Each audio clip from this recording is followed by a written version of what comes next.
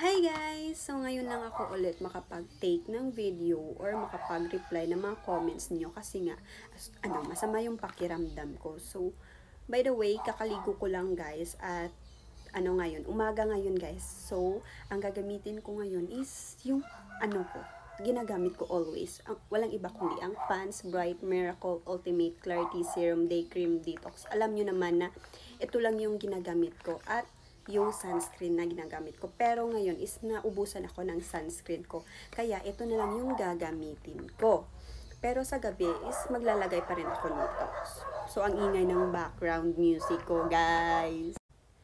So, habang naglalagay ako nito guys, babasahin ko sa inyo yung comment. Effective ba siya for melasma? Para sa akin po, yes po, kasi po, meron po ako melasma dito sa ilong ko. Nakikita ninyo naman siguro, ito po siya. Yan po yung